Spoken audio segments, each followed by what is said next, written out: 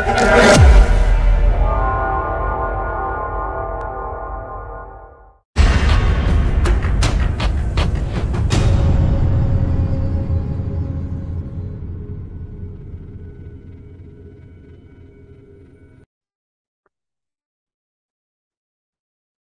selamat pagi saudara yang diberkati oleh Tuhan kita Yesus Kristus. Mari pada pagi hari ini kita akan merenungkan kembali firman Tuhan, namun sebelumnya kita sama-sama memuji, menyembah Tuhan.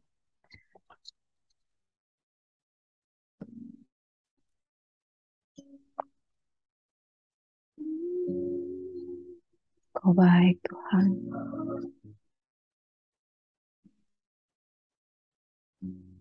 Kami mau tenang di dalam hadirat-Mu Bapa. Apapun keadaan kami saat ini, kami mau memulai segala sesuatu bersama dengan Tuhan yang menyelamatkan kami Tuhan. Oh Yesus, yang tak dapat ku mengerti.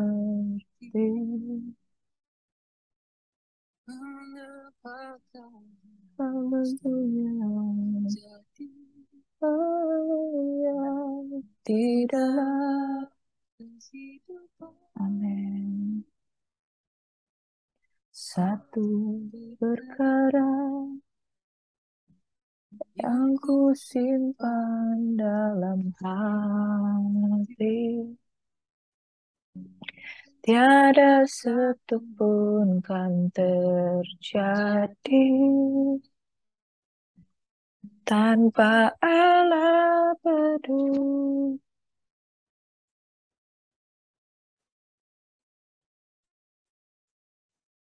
Allah mengerti, Allah peduli segala persoalan yang kita hadapi, tak akan pernah dibiarkannya ku bergumul sendiri.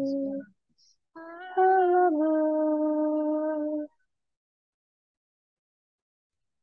mengerti.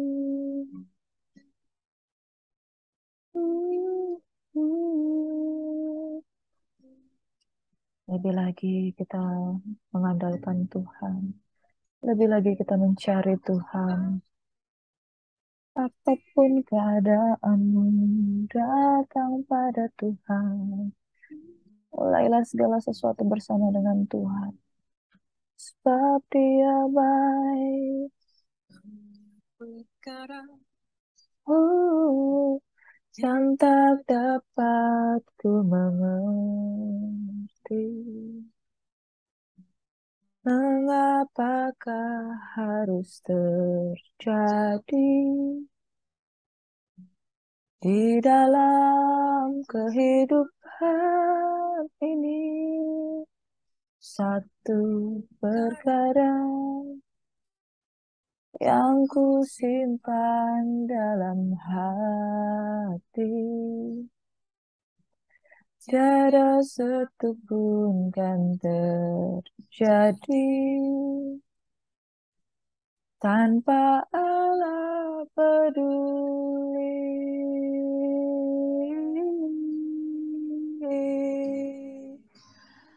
Allah mengerti, Tuhan peduli dengan apapun yang kau alami, yang kita hadapi. Thank you, Jesus. Oh, Jesus. Hallelujah.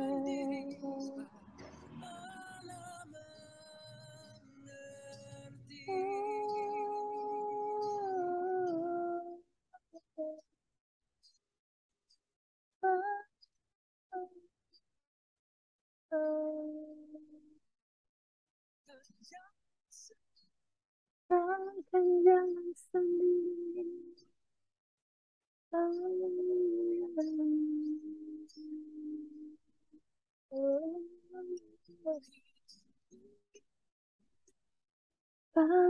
pegang, pegang tanganku Tuhan.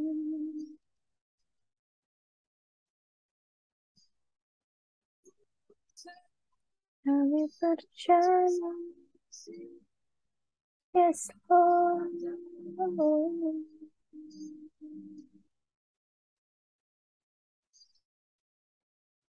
Mengerti Allah peduli segala persoalan yang kita hadapi, tak akan pernah dibiarkannya aku bergumul sendiri, sebab Tuhan, Tuhan mengerti.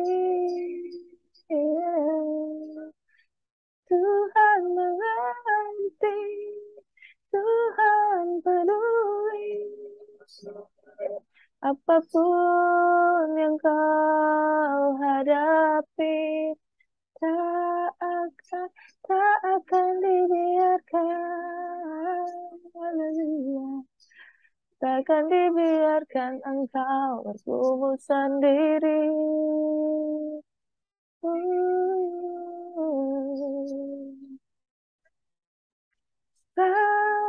Tuhan mengerti, mengerti.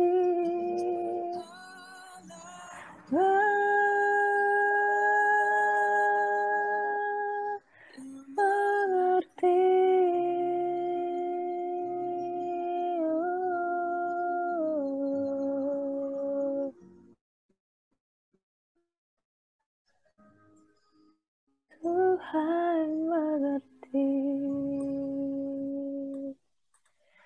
Sebab Tuhan mengerti, sebab Tuhan peduli, sebab Tuhan menyertai, dan tidak pernah akan meninggalkan orang yang berharap dan bersungguh-sungguh hati kepada Dia. Pagi hari ini saat kami mau memulai aktivitas kami mau berseru kepada Tuhan, kami mau mengundang kuasa Roh Kudus untuk memimpin langkah kami, untuk kami serahkan seluruh aktivitas kami sepanjang pagi hari ini, dan di dalam nama Yesus kami mau memulainya bersama dengan Tuhan, bersama dengan firman Tuhan, bersama dengan kuasa-Mu, Roh Kudus. Dalam nama Yesus kami berdoa. Amin. Puji nama Tuhan. Shalom umat Tuhan yang diberkati. Apa kabar hari ini? Selamat pagi. Tuhan menyertai engkau dan saya. Saudara yang diberkati oleh Tuhan kita Yesus Kristus, kita mulai pagi hari ini dengan hati yang bersyukur, dengan hati yang mengharapkan anugerah daripada Tuhan. Jangan kita memulai pagi hari tanpa mengandalkan Tuhan. Sebab kita tahu bahwa kita sangat membutuhkan Tuhan. Hari-hari ini kalau engkau mengalami masa-masa yang sukar dalam kehidupanmu, ya, Alkitab sudah mengatakan bahwa hari-hari ini adalah hari yang jahat. Akan datang masa-masa yang sukar, akan datang masa-masa yang sulit. Namun percayalah saudara, sekalipun masa-masa yang sukar, masa-masa yang sulit itu akan terjadi di dalam kehidupan kita. Tapi biarlah hati kita siap untuk menghadapinya. Alkitab menubuatkan bahwa akan terjadi pada hari-hari yang terakhir bahwa kesusahan itu akan datang. Saudara, apakah yang terjadi dengan engkau pada hari-hari ini? Kalau engkau mengalami masa-masa yang sukar di dalam kehidupanmu, terus bangkit, terus mengandalkan Tuhan. Saya mau membagikan firman Tuhan pada pagi hari ini dengan satu tema. Saya akan bagikan, saudara.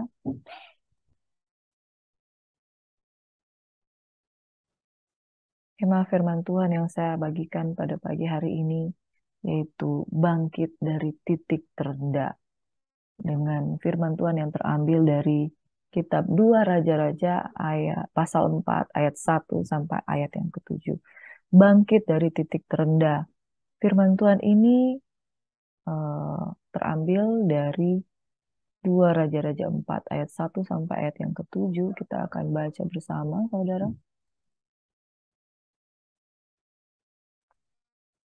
2 Raja-Raja 4 ayat 1 sampai ayat yang ke-7.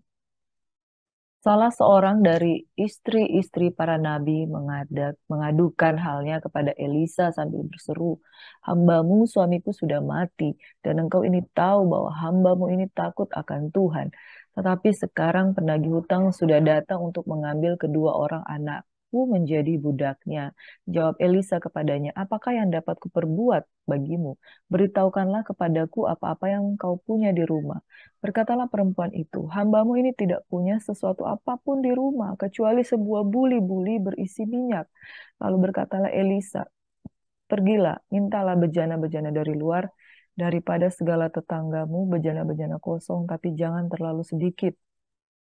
Kemudian masuklah, tutuplah pintu, tutuplah pintu sesudah engkau dan anak-anakmu masuk. Lalu tuanglah minyak itu ke dalam segala bejana. Mana yang penuh, angkatlah. Pergilah perempuan itu daripadanya. Ditutupnyalah pintu sesudah ia dan anak-anaknya masuk. Dan anak-anaknya mendekatkan bejana-bejana kepadanya sedang ia terus menuang. Ketika bejana-bejana itu sudah penuh, berkatalah perempuan itu kepada anaknya, "Dekatkanlah kepadaku sebuah bejana lagi."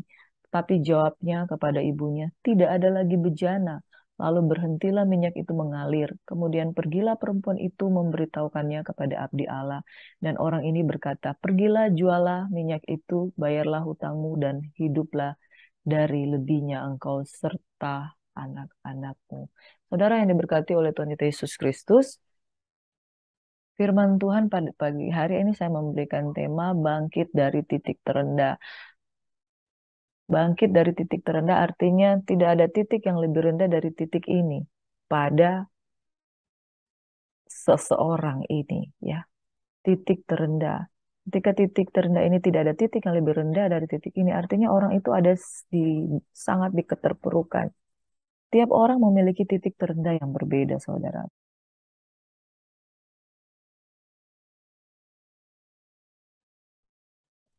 Saya pernah mengalami titik terendah di dalam kehidupan saya ketika saya merasa ditinggalkan. Saya mengalami titik terendah dalam kehidupan saya ketika saya merasa ditinggalkan dan saya melihat ternyata di saat orang lain memiliki keluarga, di saat orang lain memiliki kebebasan di dalam hidup, ya, kemerdekaan di dalam eh, berkehidupan, dan saya melihat orang lain, mereka memiliki Tuhan dan ternyata saya Kristen, tapi saya tidak memiliki Tuhan. Mereka memiliki Tuhan, ternyata saya Kristen dan memiliki kekosongan di dalam hati karena saya tidak pernah memahami Tuhan, karena latar belakang saya tidak pernah mengajarkan saya untuk mengenal Tuhan. Dan ini yang membuat saya merasa di titik terendah, saya sudah terpuruk, tidak tidak memiliki keluarga yang betul-betul memenuhi kebutuhan batin saya. Dan waktu itu saya tidak tahu bagaimana menyelesaikan persoalan-persoalan di dalam hati saya. Dan pada akhirnya saya tahu itu masalahnya karena saya tidak memiliki Tuhan. Saya tidak mengenal Tuhan secara pribadi. Titik terendah yang saya rasakan adalah ketika saya merasa hidup saya kosong, punya banyak problem, punya banyak permasalahan, eh, pola pikir yang tidak tahu bagaimana harus mencari solusi. Dan itu yang saya betul-betul mengalami titik terendah di mana saya ternyata tidak ada Tuhan di dalam hidup saya. Dan satu ketika justru di saat saya mengalami titik terendah seperti itu, justru saya mencari jawaban. Saya mencari jalan keluar dalam hidup saya. Dan saya bersyukur disitulah saya akhirnya bertemu dengan Tuhan. Saudara-saudara, kalau engkau mengalami masa-masa genting dalam hidupmu, masa-masa merasa ditinggalkan, masa-masa merasa engkau tidak memiliki jalan keluar, justru jangan khawatir. Karena dari situ kita justru mencari pertolongan, mencari solusi, dan mencari jalan keluar. Mungkin disitulah kita akan momen di mana kita akan bertemu dengan Tuhan secara pribadi, bukan dari apa kata orang, bukan dari engkau lihat, oh mereka hebat ya, mereka memiliki keluarga yang bahagia ya. Tapi justru ketika engkau mengalami di titik terendah di mana engkau tidak bisa turun lagi dari titik itu, di mana engkau merasa segala sesuatu itu terpuruk, mungkin di situ engkau akan bertemu dengan Tuhan. Dan di kitab firman Tuhan ini di dalam 2 Raja-Raja 4 ayat 1 sampai 7, kita mempelajari dan saya melihat seorang perempuan yang bertemu dengan Nabi Elisa. Dia juga adalah seorang yang ada di titik terendah. Dia memiliki banyak problem. Tema firman Tuhan pada pagi hari ini, bangkit dari titik terendah. Mari kita belajar dari wanita ini.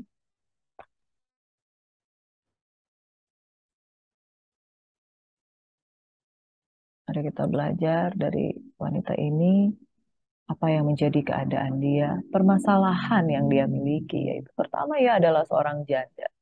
Seorang janda, jadi secara kepribadian dia tuh sendiri, tapi dia memiliki anak, dia sendiri, dia sudah ditinggal mati suaminya.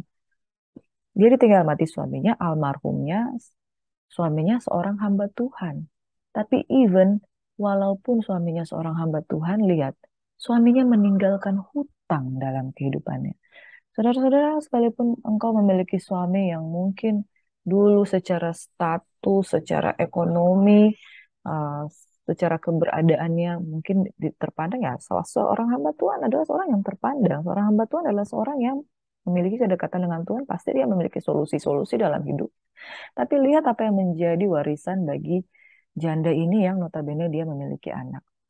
Dia mewarisi hutang kepada istrinya, saudara. Jadi even dia suaminya adalah seorang hamba Tuhan, belum tentu mereka hidup itu sempurna. Ternyata mereka memiliki hutang, mereka tidak punya apa-apa. Kita tahu kalau bangsa Israel dulu, mereka memelihara kehidupan hamba Tuhan dengan memberikan persepuluhan, dengan memberikan persembahan-persembahan. Tapi pada zaman Israel terpuruk pada waktu itu ya, pada zaman waktu itu banyak terjadi pemberontakan di Israel. Jadi mereka tidak terpelihara, mereka hamba Tuhan yang tidak terpelihara, sehingga mereka harus berhutang ternyata, saudara. Ia pun punya dua orang anak. Seorang janda memiliki banyak hutang, memiliki dua orang anak. Bagaimana dia harus menghidupinya? Sekalipun dia merupakan janda dari seorang hamba Tuhan, ternyata dia juga tidak mempunyai solusi bagaimana harusnya dia hidup. Kan hamba Tuhan harus tahu bagaimana dia memiliki solusi untuk mencari jalan keluar untuk survive. Dia memiliki pengenalan akan firman Tuhan. Dia harusnya memiliki iman.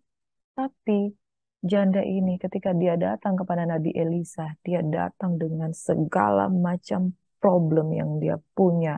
Saudara, tidak jaminan kalau seorang hamba Tuhan, tidak jaminan kalau seorang yang memiliki status, tidak jaminan kalau seorang yang bahkan mungkin dia mempunyai banyak harta, tidak jaminan kalau dia tidak mempunyai problem.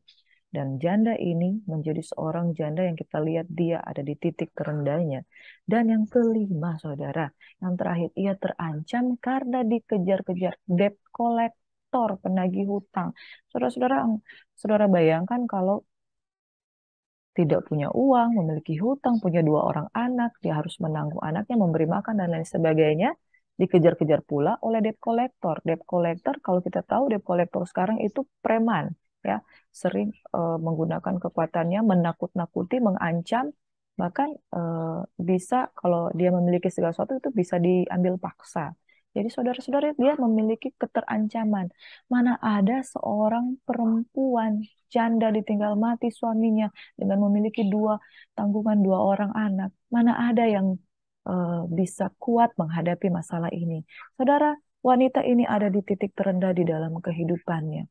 Dan hari-hari ini, kalau engkau ada di posisi yang sama, ketika engkau merasa begitu banyak masalah yang datang, bertubi-tubi di dalam kehidupanmu, nggak satu, nggak dua, nggak tiga, nggak empat, lima perkara sekaligus, bahkan mungkin lebih.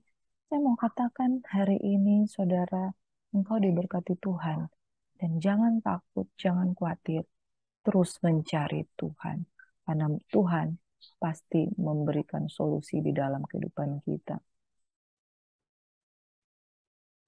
Firman Tuhan pada pagi hari ini dengan tema bangkit dari titik terendah. Kita belajar dari 2 Raja-Raja 4 ayat 1 sampai 7. Yang pertama, saudara yang diberkati Tuhan, perempuan ini datang kepada Nabi Elisa. Artinya apa yang pertama? Ketika dia ada di titik terendah, bagaimana caranya dia harus bangkit? Dia mencari Tuhan. Atau pada waktu itu dia mencari solusi kepada hamba Tuhan. Dia mencari Nabi Elisa, dia mengadukan perkaranya kepada Nabi Elisa. Saudara, pada saat kita mengalami titik terendah di dalam kehidupan kita, perhatikan bagaimana cara kita mencari solusi. Carilah orang yang dapat dipercaya. Kalau engkau sulit membangun hubungan pribadi dengan Tuhan, cari hamba Tuhan. Cari jalan keluar pada firman Tuhan. Jangan cari kepada dukun-dukun. Jangan cari kepada eh, jangan cari kepada orang-orang yang tidak mengenal Tuhan. Sehingga engkau terlibat, mungkin ketika engkau terlibat dalam masalah finansial, engkau mencari rentenir, engkau mencari lintah darat, masalah semakin berlipat ganda. Lalu engkau mulai menggadaikan dirimu, engkau mulai menggadaikan imanmu. Dan engkau mulai duduk, diam, khawatir, takut. Bahkan ada eh, di berita-berita saya lihat ya, ada seorang wanita ketika dia hanya tinggal dengan anaknya, dia tidak punya jalan keluar, maaf, dia membunuh anaknya. Ada juga keluarga yang dia bunuh diri, satu keluarga. Saudara, di dalam Tuhan ada pengharapan. Perempuan ini mencari Tuhan melalui abdi Allah, yaitu Nabi Elisa. Kita bandingkan dengan janda di Sarfat dan Nabi Elia di dalam satu Raja-Raja 17 ayat 12. Perempuan itu menjawab ini kisahnya hampir sama antara Nabi Elisa dengan wanita istri hamba Tuhan ini dan janda di Sarfat dengan Nabi Elia. Karena mujizat mereka terjadi hampir-hampir mirip. Tapi bedanya Nabi Elia dengan janda di Sarfat, ketika Nabi Elia datang kepada perempuan itu karena diperintahkan Tuhan, karena Tuhan berkata perempuan itu akan seorang janda di Sarfat akan memberikan engkau makan. Lalu ketika Nabi Elia meminta makan pada perempuan ini menjawab, demi Tuhan Allahmu yang hidup, sesungguhnya tidak ada roti padaku sedikit pun, kecuali segenggam tepung dalam tempayan dan sedikit minyak dalam buli-buli. Dan sekarang aku sedang mengumpulkan 2-3 potong kayu api, kemudian aku mau pulang dan mengolahnya bagiku dan bagi anakku. Dan setelah kami memakannya, kami akan mati. Perbedaannya dengan janda hamba Tuhan ini dengan janda di Sarfat. Janda di Sarfat ini betul-betul orangnya sangat putus asa. Elia yang mencari dia dan menguatkan dia. Sementara janda hamba Tuhan ini datang kepada Nabi Elisa dan mencari jalan keluar. Jadi ada satu perbedaan antara janda di Sarfat dengan janda hamba Tuhan ini. Saudara yang diberkati oleh Tuhan kita Yesus Kristus, janda hamba Tuhan ini mencari solusi. Tapi janda di Sarfat ini dia khawatir, bahkan dia merasa dia akan mati. Saudara, masih ada harapan di dalam kehidupanmu. Ketika engkau ada di titik terendah, carilah Tuhan, carilah hamba Tuhan. Carilah solusi yang berasal daripada Tuhan. Itu yang pertama, saudara. Dan yang kedua, percaya pertolongan Tuhan. Percaya pertolongan Tuhan dengan sarana apa yang ada padanya. Yang kedua, saudara, ketika Nabi Elisa itu berkata, apa yang ada padamu? Apa yang harus ku buat untuk menolong engkau? Apa yang ada padamu? Lalu perempuan itu berkata, aku punya sebuah buli-buli yang berisi minyak. Di tengah-tengah keterpurukan, dia tahu, even dia sudah kehilangan segala sesuatu, dia mungkin sudah digadaikan semua yang ada padanya karena tidak ada apa lagi, ada apa-apa lagi. Lalu ketika Nabi Elisa bertanya, apa yang ada padamu? Dia katakan, saya punya sesuatu, yaitu buli-buli berisi minyak. Buli-buli ini berisi minyak, bisa saja minyak itu adalah minyak untuk masak. Atau buli-buli ini biasanya kalau seorang hamba Tuhan, dia pasti memiliki buli-buli yang isinya adalah minyak urapan. Ya, minyak urapan. Intinya yang dia punya adalah buli-buli yang berisi minyak. Saudara, memang berarti orang-orang orang ini betul-betul sudah nggak punya apa-apa lagi karena tinggal punya satu hal ini, yaitu buli-buli berisi minyak, dan bisa saja itu buli-buli milik suaminya, yaitu berisi minyak urapan, saudara. Saudara yang diberkati oleh Tuhan kita Yesus Kristus, apapun keadaanmu, kalau engkau telah kehilangan segala sesuatu, pasti masih ada sesuatu yang tinggal di dalam dirimu. Dan apa yang ada padamu, apa yang tinggal daripadamu, itu Tuhan bisa pakai untuk menolong engkau. Yang kedua, percaya pertolongan Tuhan dengan sarana apa yang ada pada dia, apa yang ada padamu. Kalau itu yang ada padamu cuma buli-buli berisi minyak, Tuhan pasti pakai itu untuk menolong engkau. Mungkin apa yang ada padamu, engkau sudah kehilangan pekerjaan, Engkau sudah kehilangan suami, engkau sudah kehilangan anak, engkau sudah punya, engkau kehilangan apapun yang ada dalam kehidupanmu. Tapi mungkin engkau memiliki talenta. Engkau mungkin memiliki talenta untuk bekerja. Engkau bisa membuat kue, engkau bisa membuat menjahit, atau engkau bisa eh, bisnis salon, atau engkau bisa bekerja di kebun, menanam tumbuh-tumbuhan, bercocok tanam, memelihara hewan untuk diternakkan dan lain sebagainya. Paling tidak, saudara, kita memiliki sesuatu. Tidak mungkin kita tidak memiliki sesuatu. Seorang bernama Nick Fujifik, seorang yang tanpa tangan, tanpa kaki. Tapi dia punya iman dan dia punya suara. Menjadi seorang motivator terbesar di abad ini. Hanya dengan membagikan kemampuannya untuk survive. Bagaimana dia menyikat gigi hanya dengan alat. Bagaimana dia berjalan tanpa kaki. Badannya hanya setengah seperti ini. Dan dia menjadi inspirasi. Bahkan dia memiliki istri yang sangat cantik dan punya anak. Hanya karena dia memiliki sesuatu. Sesuatu yang ada padanya yaitu iman. Tidak punya apa-apa. Karena dia menunjukkan inspirasinya dengan cara hidup dengan penuh semangat. Kalau yang ada padamu itu tinggal sedikit, paling tidak satu talenta, pergunakan itu. Karena itu pasti Tuhan akan pakai untuk menolong engkau. Janda ini memanfaatkan buli-buli yang berisi minyak dan pertolongan yang ada padanya, yaitu bejana-bejana daripada tetangganya. Ketika Elisa berkata, apa yang engkau punya?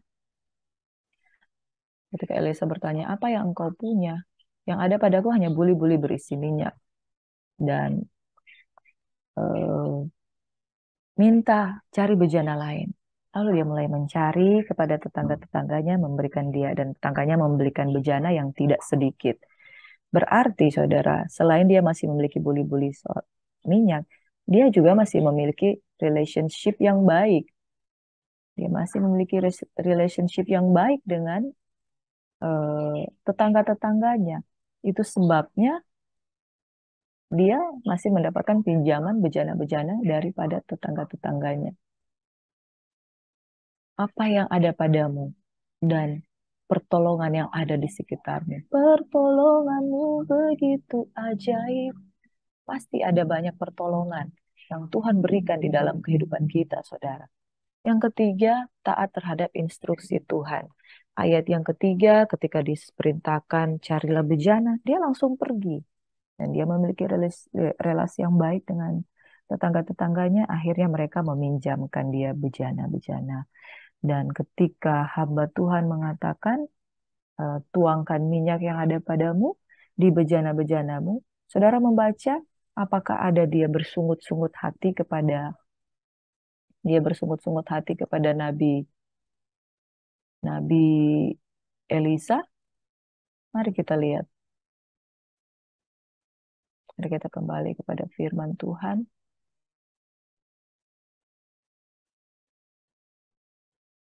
Di ayat yang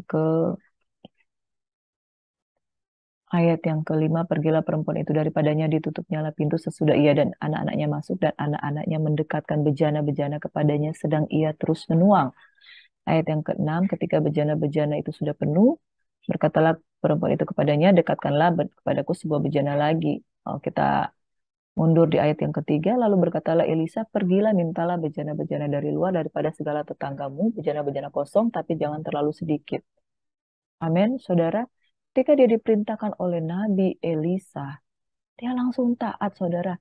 Dia pergi, lalu dia memerintahkan anak-anaknya untuk mendekatkan bejana itu, dan dia menampung bejana itu, sehingga seluruh bejana-bejana itu terisi penuh dengan minyak. Lalu anaknya berkata, Mama, ayat 6, tidak ada lagi bejana. Lalu berhentilah minyak itu mengalir. Ayat 7, kemudian pergilah perempuan itu memberitahukannya kepada abdi Allah. Dan orang ini berkata, pergilah, jualah minyak itu, bayarlah hutangmu, dan hiduplah dari lebihnya engkau serta anak-anakmu. Saudara-saudara, wanita ini ketika dia menghadapi financial problem, dia datang kepada pribadi yang tepat. Dia datang kepada Tuhan, dia datang kepada hamba Tuhan, dan dia diberikan solusi. Dia tidak berlambat-lambat, dia tidak menunda-nunda untuk taat. Dia langsung melakukan apa yang diperintahkan. Bahkan dengan cekatan dia langsung mengajak anak-anaknya untuk menampung minyak itu. Dan ketika bejana itu terisi penuh, tidak ada lagi minyak yang mengalir. Bayangkan hanya satu buli-buli minyak, bejananya itu tempayan. Dulu bejana itu berbentuk tempayan. Artinya banyak sekali. Artinya minyak dari buli-buli itu tidak berhenti mengalir sampai bejana terisi penuh. Saudara, ini berbicara soal sebagaimana engkau memberikan wadah untuk mujizat Tuhan. Kalau engkau memberikan satu wadah, engkau akan diisi penuh mujizat itu di dalam satu wadah. Tapi kalau engkau menyediakan 10 wadah, mujizat itu pun akan mengalir di 10 wadah itu. Jadi semua tergantung bagaimana imanmu. Tergantung bagaimana kesiapanmu untuk menerima berkat daripada Tuhan. Tergantung bagaimana kesiapanmu untuk menerima pertolongan daripada Tuhan. Saudara yang diberkati oleh Tuhan kita Yesus Kristus, apakah hatimu siap dengan Tuhan? Apakah hatimu siap untuk menerima mujizat daripada Tuhan? Semua tergantung dari imanmu. Semua tergantung dari bagaimana cara pandangmu untuk membuka hati, memberikan bejana yang kosong di hadapan Tuhan. Hari ini, apakah engkau ada di titik terendah di hadapan Tuhan? Datang kepadanya, minta pertolongan daripada Dia, taat kepada Dia, dan lakukan firman Tuhan. Saudara yang diberkati, semua tergantung bagaimana hatimu, bagaimana bejanamu, bagaimana engkau memberikan wadah hatimu. Sedemikianlah banyaknya engkau akan menerima mujizat yang berasal daripada Tuhan. Jikalau engkau percaya, jikalau engkau buka hati, di situ akan tersedia pertolongan daripada Tuhan. Mari kita satu dalam doa, kita akan mengakhiri di firman Tuhan pada pagi hari ini. Bapak, kami berdoa, kami bersyukur buat kekasih-kekasih Tuhan yang datang pagi hari ini bersungguh-sungguh kepadamu. Kami berdoa, biarlah mereka mencari solusi hanya kepada Tuhan. Biarlah mereka mau menyediakan sebanyak mungkin wadah bejana hatinya di hadapan Tuhan. Karena sebanyak apapun wadah yang mereka siapkan, disitulah Tuhan akan memberlakukan dan mencurahkan mujizatnya hanya kepada mereka. Dan di dalam nama Yesus, ajar kami untuk taat tunduk sepenuhnya. Sebab ketika kami tidak mempertanyakan kekuasaan Tuhan, justru di situ kami memperoleh pertolongan. Janda hamba Tuhan ini, dia tidak mempertanyakan apa yang diperintahkan oleh hamba Tuhan. Dia tidak mempertanyakan kuasa Tuhan, tetapi dia bertindak, dia mengambil bejana sebanyak mungkin, maka minyak itu tidak berhenti mengalir. Di saat kami buka hati, di saat kami memberikan wadah hati kami, biarlah kami boleh menerima berkat pengurapan mujizat daripadamu. Kami boleh bangkit dari titik terendah yang kami hadapi. Kami tahu di titik terendah, justru ketika kami mengangkat tangan, Tuhan akan turun tangan.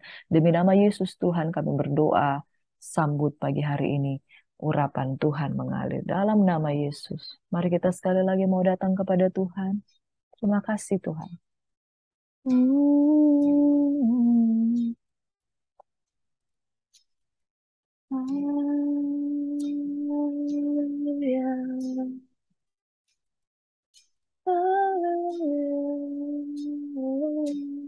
Mari kita sembah Dia. Biar urapan itu memenuhi bejana-bejana hatimu. Makasih Tuhan. Amin.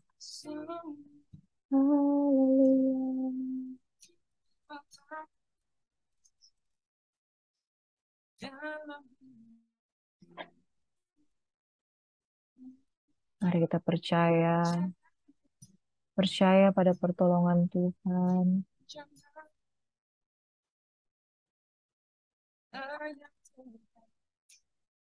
Amin.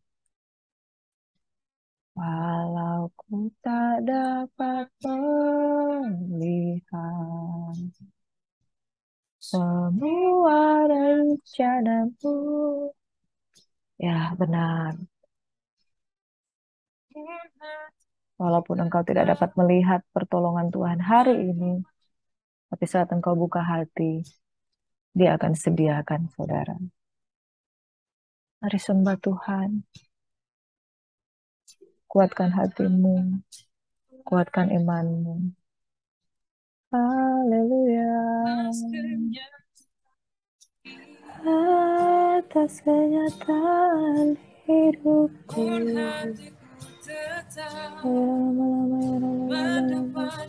haleluya.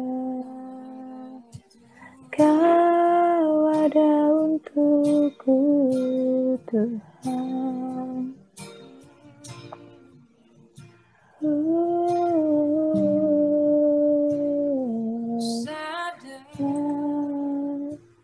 Tak semua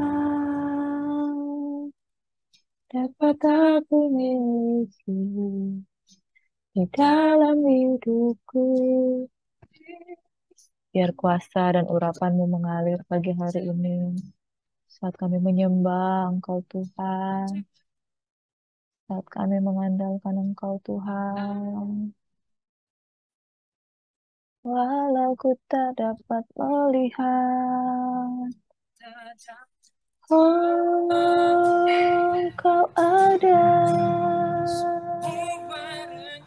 Engkau menolong kami Tuhan, namun hatiku tetap memandang padamu. Kau tuntun langkahku, walau ku tak dapat berharap atas kenyataan hidupku, namun hatiku tetap memandang padamu. Kau ada untukku.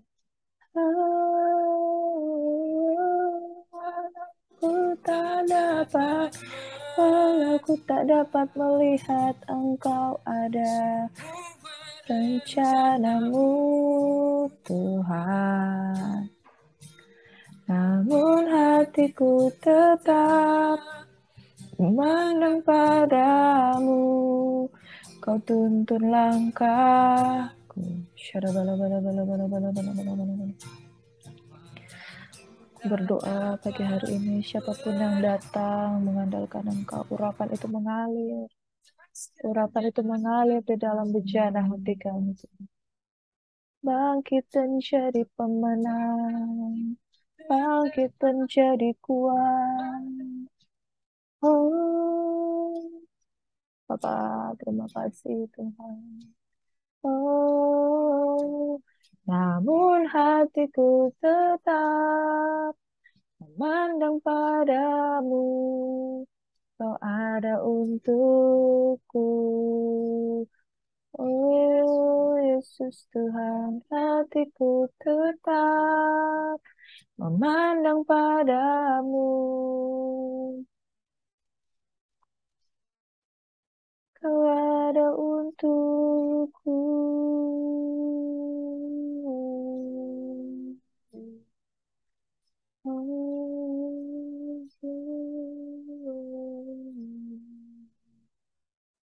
Terima kasih Tuhan, kami memulaikan segala sesuatu pada pagi hari ini di dalam pertolongan Tuhan. Bangkit dari titik manapun engkau berada pada saat ini, siapkan bejana hatimu. Kami percaya mujizat itu nyata. Demi nama Yesus, semua yang diberkati Tuhan, sama-sama katakan, haleluya, haleluya, haleluya, amin.